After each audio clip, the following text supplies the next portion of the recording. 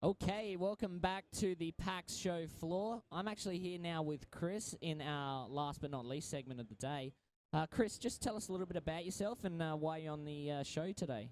Well, I've been writing about video games now for about 17 years. Kind of started as a freelancer a very, very long time ago and slowly kind of climbed the ladder and worked my way up through various publications until I was kind of editor of Game Informer, which is the biggest mag in the world. And then, I kind of moved out of that about a year ago to go indie and start my own product.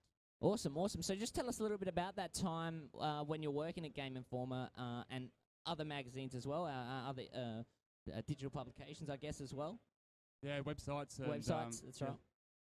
Well, which bit of it? 17 years. Yeah, you don't have to go through the whole thing. No, well, there's a lot of hard work in this industry. I mean, you like to think that you play games, and at the very start you do play games, and yeah, and then as you kind of climb the ladder and it becomes more of a management position, a political game, and you don't get to play as many games as you used to. Yeah. But it's still a lot of fun. You still get to be creative. You're still writing and you're still designing, and that's the type of thing I love.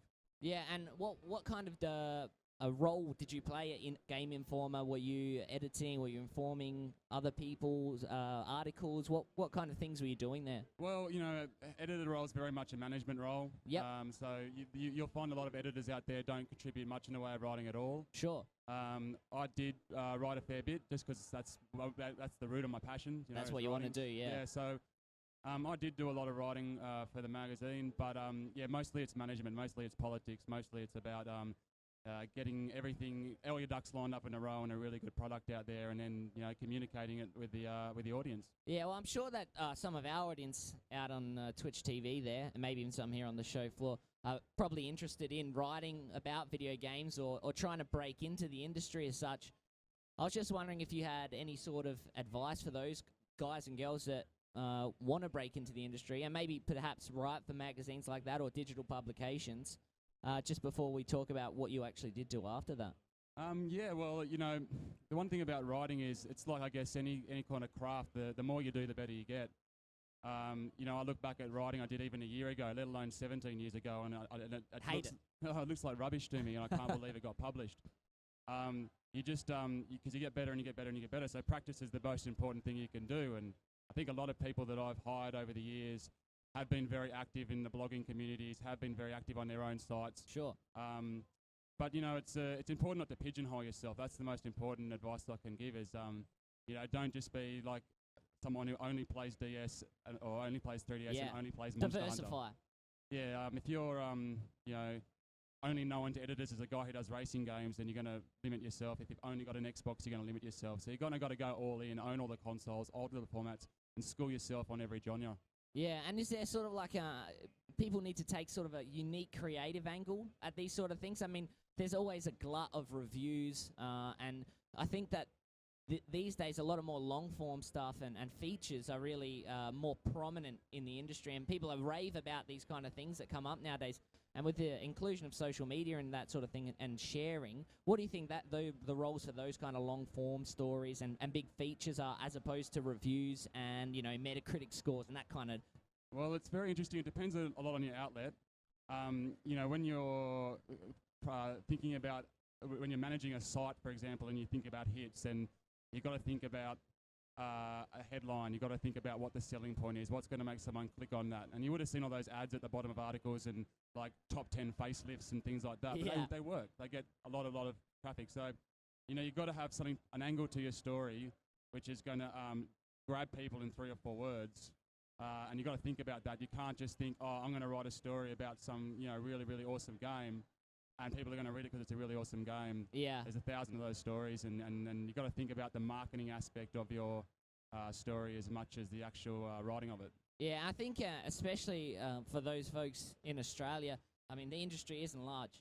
It's competitive. I mean, how many jobs would be, how many editors would there be in the entire country that get to write about video games daily and get paid a proper wage? Well, not many. I don't think many people get paid a proper wage in our industry, unfortunately. Right.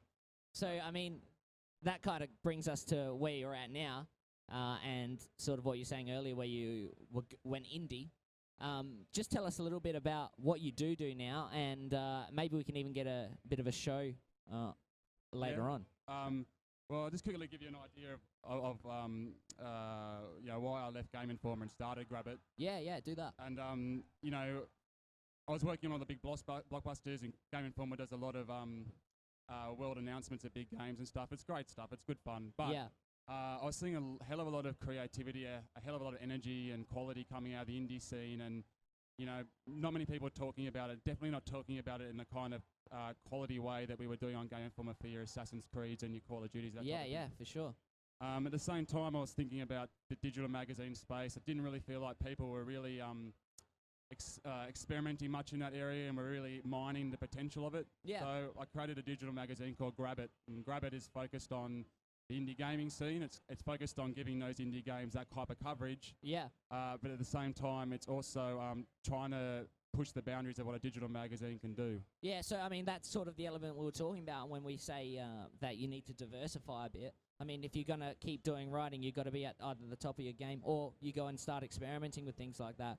So what are some of the things that Grabbit does that are, I guess, pushing the boundaries of the journalism space, and especially in this country, and especially for the indie scene as well? Well, yeah, I mean, we haven't been able to find another product who does what we do. So there's no comparable product out there to what we're doing on Grabbit. So we're all about full video backdrops. I guess the main thing we were going for is, what if reading a magazine was like playing the game?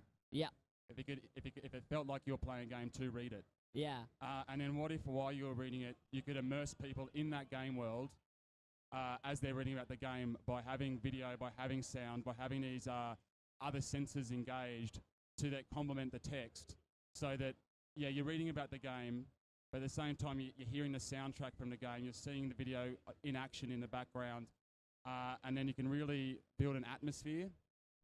And then on layering on top of that, really, really in-depth insight and really good quality writing, and just sticking it out there and seeing what it can do. yeah. And also on top of that, I know we're just having a discussion before. You were telling me that you also like have the ability to add functionality where you can be taken straight to that game's distribution point and start buying stuff. Go, oh, there it is. It's been reviewed. Grab it, said this is awesome. We need it. Click it. You've got it. Sort of thing. Yeah, well,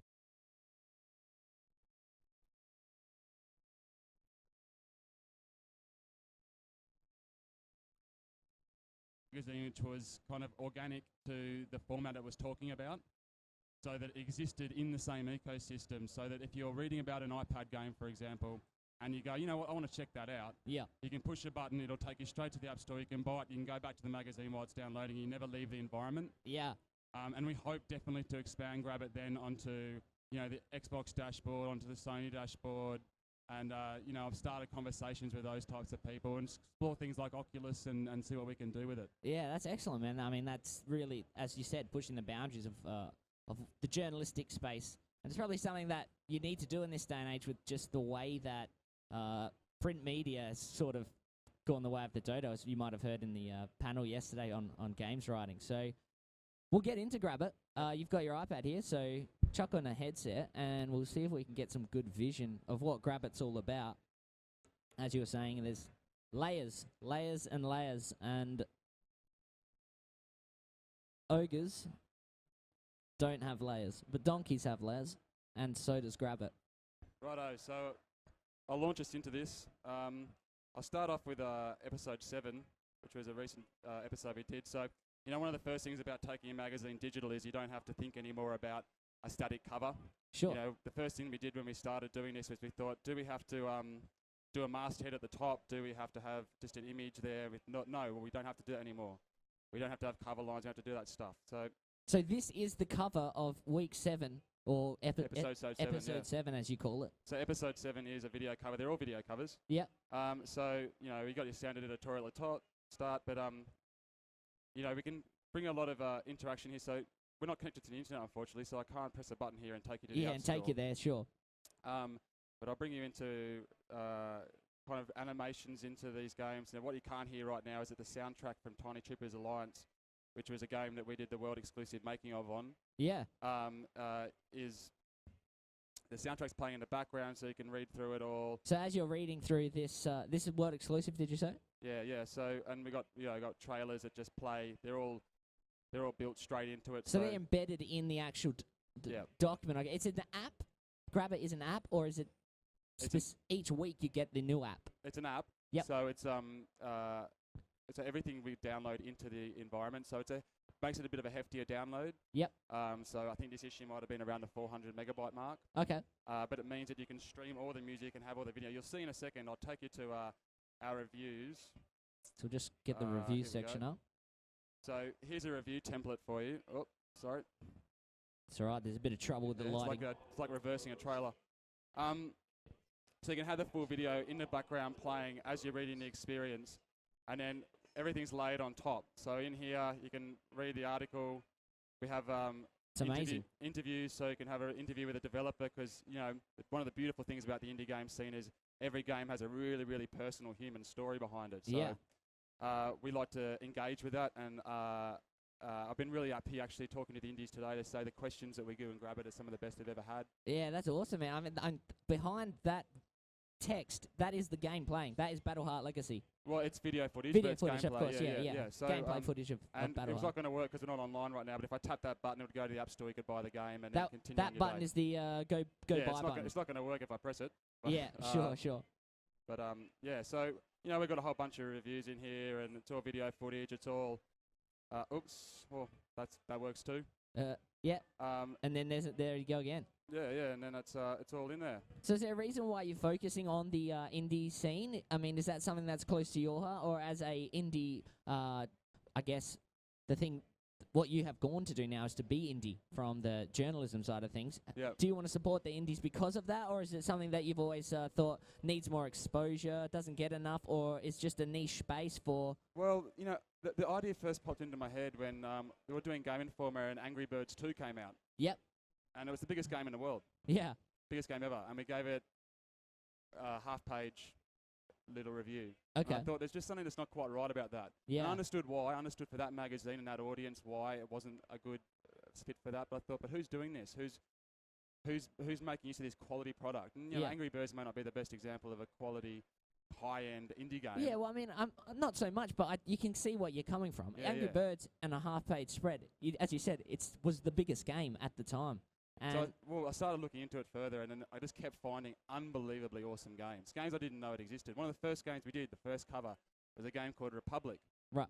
And I looked into it, and I found out it was being made by a guy called Ryan Payton, who happens to have worked as the creative director on Halo 4 and was on the Metal Gear Solid series for about 10 years before that. Okay. And he tried to make a 3D stealth game on touchscreen, with console quality 3D stealth game. And he did it. And it's amazing. That was like the first game we kind of featured on the cover. We had the world exclusive making of, and it sold really well for us. And we thought, well, if this is what's out there on our first look, what else can we find? And you don't have to walk around the Indie Pavilion for long to see that there's some serious quality. Yeah, that's right. I mean, here at the PAX floor, as we've said a couple of times during the streams, we're just across from the Indie Pavilion, and there's a good 25, 30 games there and none of them are not worth seeing. They're all phenomenal. There's 68. There's 60. Well, there you go. Because our and this is a good one for your viewers. For the next week, it's going to be free. Is our episode 8, which is the PAX Oz Indie Show Guide. And so we interviewed all 68 of the indie developers here. We got all the early access. We played the builds. We spoke to them, and we put it all into this unbelievably massive magazine, which is about 150,000 words roughly. Yeah, right. And this is it now, actually, that I've got it up. So we couldn't do the video backdrops on all of this because so some pretty cool stuff. You can kind of pinch in to check out the map and try to show people where all the good stuff was. Yep. When we've got some of the indie showcase games, we featured in a big way. So you got the videos, massive feature articles, music playing in the background, exclusive concept art, little Easter eggs you can play around with, interact with it like it's a game. Yeah. And then we just started smashing through all the games that are here. So everything has got a massive opinion piece, in-depth interviews about the games, screen galleries. Don't have the video playing in the background because it would have been about a 3 gigabyte download. Yeah. And I'll give you an idea just how many there is here.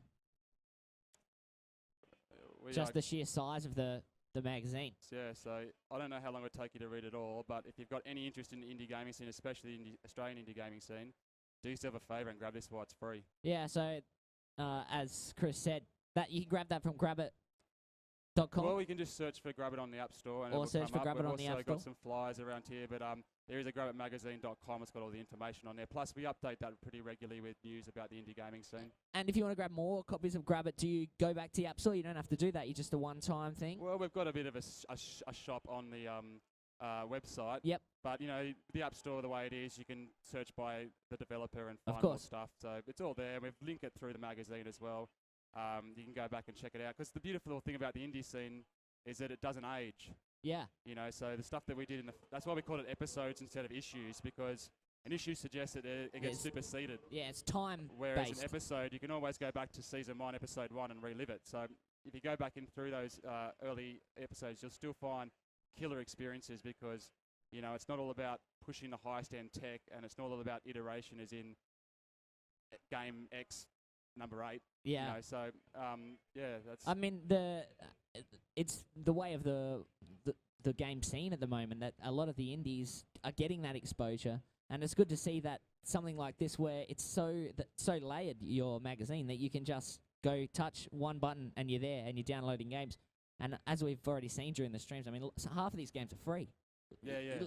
Some of these games cost no money at all, and the guys have put hours and hours of work into them. So, I mean, grab it, support the indies, and we all get a better game scene in the end anyway. Really. Yeah, I mean, and it's not the indies; it's also Aussie indies, and that's Yeah, that's right. Exactly very right. very important thing for me is to make sure the Aussie industry is well shown, but also you know, the team of writers I put together for this, they're all young aspiring Australian journalists who are delivering really good quality work. You know, Excellent. and we're working very hard and trying to also create a platform where writers can get published work, but also get a bit of direction. I mean, I've got a lot of experience to pass on, and I do my best to do that. And Yeah, well, with 17 years behind you, you're probably in the best position to do something like this. You've had the most wide-ranging experience, so it's really good to see that something like this is out there. I think it's just that the fact that we have to get people to know about it. I mean, honestly, before I met you today, I was looking at it, and I went and got episode 8 on my phone. So you just need to know, and there's experiences like this out there. Same with the indies, Australian indie scene. You got to come down to PAX and have a look at that kind of stuff. So yeah, it's good. It's great. I appreciate your time, and no, thanks very much for having me on, mate. nah, not a problem. And you can probably take the headset off. It doesn't look that great. No, I'm kidding. Thanks, Chris. Appreciate it, dude. No worries, mate.